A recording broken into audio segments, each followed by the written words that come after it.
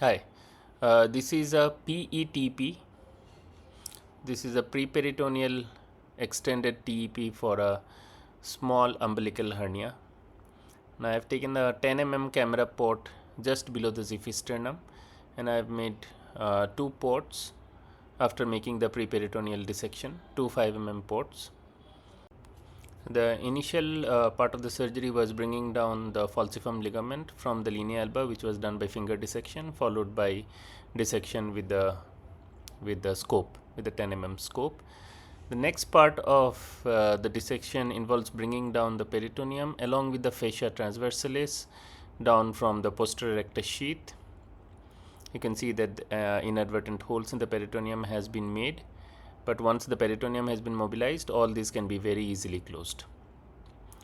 The trick is to bring down the fascia transversalis along with the peritoneum. The cobwebs, it is important to go between the cobwebs so that the peritoneum is not very thin and buttonholing can be prevented. We have reached the umbilical hernia. I am making the caves on both sides of the hernia before tackling the umbilical sac.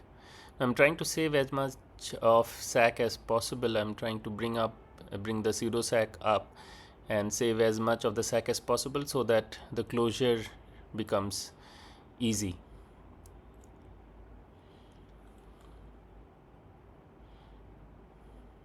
Because this is a primary hernia, I can make the dissection very easy.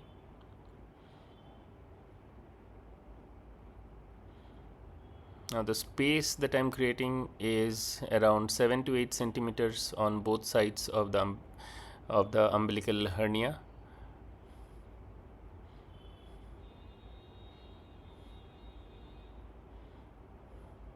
There you can see that the peritoneum has been separated from the linea alba, and I am doing the dissection to at least 5 to 6 centimeters below the umbilicus.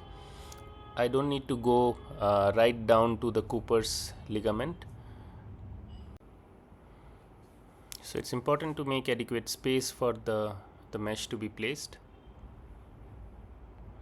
Dissecting this part is the easier part of the surgery. Lateral to the falciform ligament in the upper abdomen is where it tends to get a little difficult.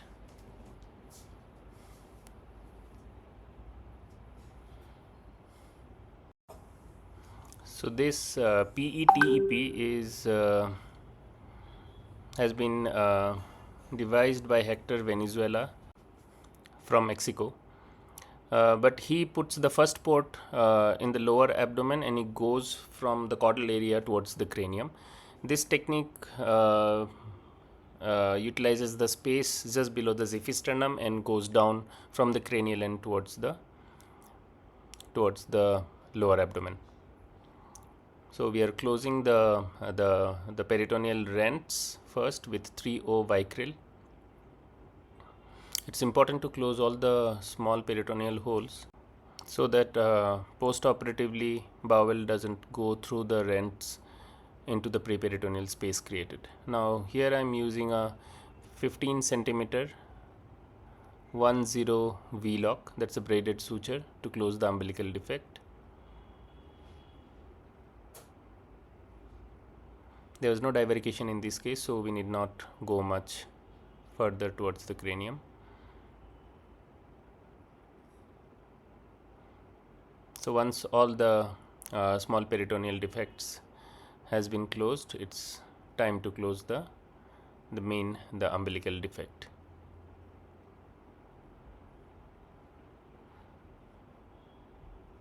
We have closed the defect using 10 PDS,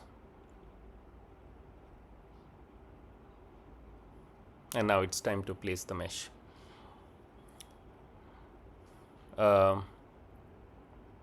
Microporous heavyweight polypropylene mesh cut to the size of 12 into 12 centimeters is placed and fixed with cyanoacrylate glue.